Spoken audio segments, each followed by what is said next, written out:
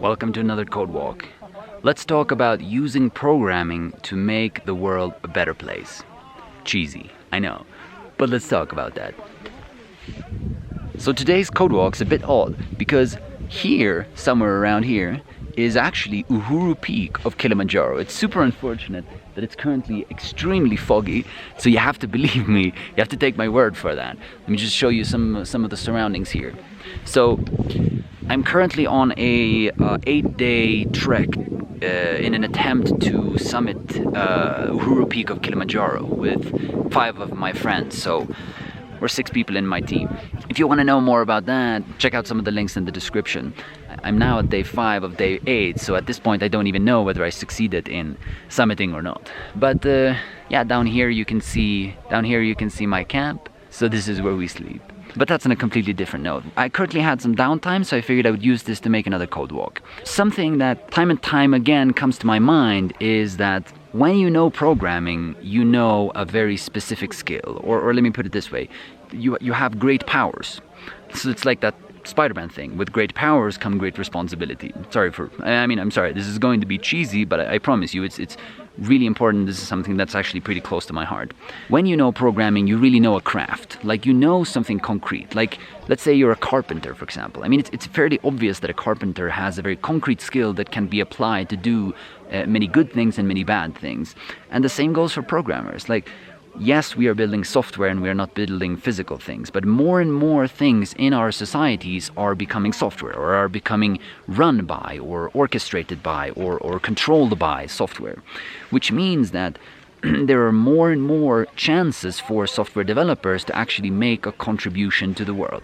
And I actually think this is more and more, in the sense that, let's say 10 years ago, not as much was in software. So let's even say something like Wikipedia. I mean, Wikipedia is information centric. Like, it helps us distribute knowledge without requiring the one acquiring the knowledge to pay for it. But as more and more things become software driven, like traffic lights, there are much more ways of using software to actually have a concrete impact on people's lives, not just on a let me tell you how basis, or let me give you this piece of information basis. By the way, it's going completely the opposite way. It's kind of just growing increasingly foggy here, I guess you can see. So yeah, soon I guess my camp will disappear. Anyways, something that I like to think about, or that I like to reference in a lot of different scenarios, is Maslow's hierarchy of needs. So I know this is not perfect, but at least it's some way of trying to formalize and think about what people in our world need. Let me just pick this up on my phone. So Maslow's hierarchy of needs is a concept from psychology that says that on the bottom we have physiological needs, then we have safety needs, then we have love and belonging needs, then we have esteem, and then we have self-actualization. So it's like a pyramid, right? The point is that clearly it's not this black and white, and I think that it's sort of commonly accepted now, or generally accepted now, that it's not this simple, and that it's not necessarily always a hierarchy, and that there is some, let's say, well, essentially that the edges are not that sharp, that maybe this should be seen as like an indication, but not as like a general truth that always holds. So on the bottom we have physiological needs, and physiological needs essentially means we need to sleep, we need to eat, we need to pee, all of that stuff, right? Like, we need to drink water. Like, as a human being, as an animal, we need to do those things, otherwise we'll die, right? On top of that, we have safety. Right? When you've satisfied the physiological needs, you have safety needs. That means we need to feel that we are not threatened, right? Like, just think about the notion of adrenaline, right? Like, think about man being chased by a tiger or a lion or a moose in Sweden. I don't think that ever happened, but whatever.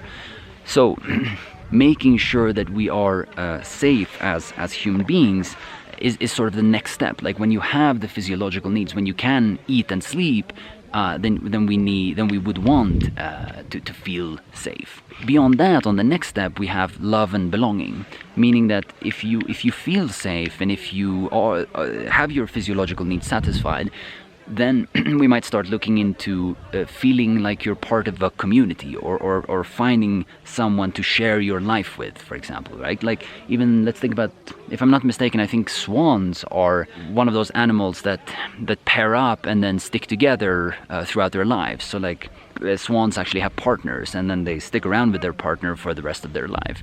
So that would fall under the love and belonging. But like, if a swan didn't feel physiologically satisfied, or didn't feel safe, physically safe, or physically and psychologically safe, it probably wouldn't look for a companion swan to share their lives with. And of course, yes, I know, again, like, I'm well aware this is not black and white, because like that's the story of every French love movie. Like, you give up your physiological needs and your safety in order to chase love. I understand, for sure, it's not this simple, but I mean, again, like, it's some indication. Above love and belonging, we have esteem. So I guess that would mean, I haven't read up on this now, but I guess that would mean, and by the way, I mean, clearly I don't have internet, so this is a picture that I happen to have on my phone. But esteem, I guess, is feeling like you actually mean something, like feeling like you actually make some kind of contribution. I think they mean something like self-esteem. And then on top of that, the last piece of the pyramid, we have self-actualization. So yeah, I mean, I'll actually avoid digging into these two, because I'm not entirely sure what the difference is, and I would have to read up on these two in order to actually tell you the difference between these. But again, like self-actualization, I guess this is where we have things like becoming an excellent programmer, or becoming an excellent pianist, or working with non-profits, or things like this, like making your role in the world matter, or making you feel like you have something to contribute, or that you matter in the great grand scheme of it all. So that's Maslow's hierarchy of needs. So my point with bringing that up is that I tend to often come back to this, and when I ask myself whether something is valuable spending time on, not necessarily as a person myself, but just either me as a person, or just generally for society, right? Like, when I talk politics to people, I tend to bring up the Maslow's hierarchy of needs, because a lot of things we can consider as important, but I think it's a mistake to say that all things are subjective, that all things are important from a subjective perspective. I think using Maslow's hierarchy of needs, we can argue that some things are objectively more important. And then that's the way I tend to use Maslow's hierarchy of needs, because like, free piano lessons for everyone would be fantastic, but it's not as important as guaranteeing food and safety for everyone. And I mean, you're free to disagree on that, but I think that, I'm sorry, but I think that would be kind of silly. So anyways, the reason I'm bringing that up is that if you think about your role as a software developer, you could, in my opinion, the lower you can target something here on that scale, the lower you can go towards the physiological needs. My personal opinion, right, this is totally opinion based, but my personal opinion is that role is more important, right? So I mean, clearly I'm saying then that the role of a doctor is more important than the piano teacher, and I deeply apologize for anyone who feels offended by that. I don't mean to offend at all, and it's unfortunate to have to talk about it on a scale. The point is that before everyone actually eats, I think we need to focus as a society on the physiological needs, right?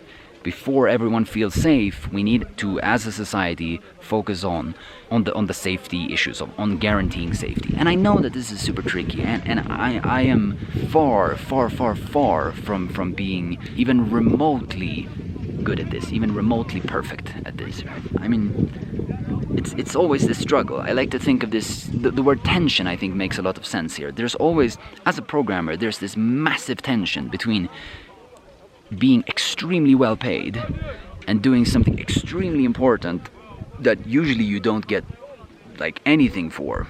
And then you have to, I would say that the really sweet spot is to try to find something that's extremely important but actually also can be self-sustainable in a market economy. Like, for example, the work that Elon Musk is doing, like with Tesla.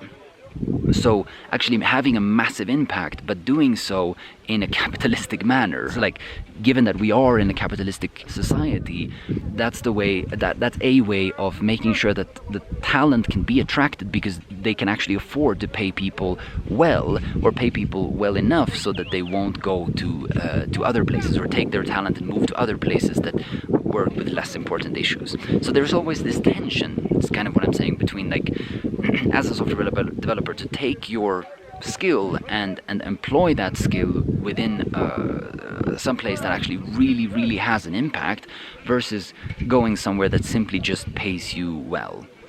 Because there are plenty of jobs that satisfy the latter criteria for software developers currently. So there are lots of jobs for software developers that, I mean, do anything under the sun, and if you really examine it, you could question whether it's important, especially if you start to talk about Maslow's hierarchy of needs, right? Put yourself in perspective, compare yourself to someone else and say, okay, is what I'm doing important for the next generations, or for my future potential children, or for the children of my children, right? Or even just for people right now, people living right now. And yeah, I mean, again, like, not everyone thinks that that's a noble goal to strive for. Not everyone thinks that it's important to try to leave the world a better place than you found it. But I mean, I do. So like, I would implore you to examine yourself in that way, and not in order to beat yourself up, right? I mean, the point here is that we actively reflect on this in order to become better. It's not like we do it and then we say, oh, I'm such a bad person and la-di-da. I mean, that's not the point. The point is to say, okay, so now I'm aware, that's step one. Let me think about what I can cope with doing and how I want to change, right? And then we slowly move towards that. Nobody's demanding massive change from anyone. Or I mean, I shouldn't say nobody. I'm not demanding massive change from anyone, nor from myself. I mean, again, like, I'm far from a perfect person, but at least I actively think about my role in society and the way I use my software developer skills to kind of make the world a slightly better place. And I implore you to do the same. To take this hugely powerful tool or skill that you have acquired and continuously is acquiring, and take that and employ that towards something that actually makes a difference. That actually makes a difference for someone else, in a way that makes you feel like you are leaving the world a better place. So if we as a software developer community together could have some kind of impact, I'd be massively proud. Those are my 5 cents for today. I hope that doesn't make you super angry. If it does, please do absolutely shoot something in the comment and let's discuss about it. Again, I was really not trying to step on anyone's toes, so if you feel offended, please do remember that I think that everyone has an extremely important role to play in society, no matter how big or small your role is. I think the work you do is massively important. There are a multitude of jobs that need to be done. I'm simply trying to employ a bit of perspective when we think about how we employ our skills. Anyways, wish me luck on my climb. Thank you super much for watching. Remember to subscribe if you want more talks about code, and check out the channel if you haven't already. It's filled with educational videos on programming and screencasts and all the like. Thank you super much for watching, and I will see you in the next one.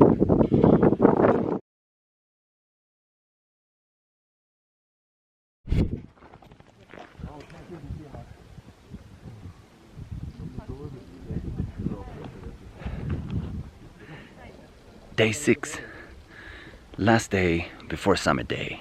Check out this Uhuru Peak, and check out this view.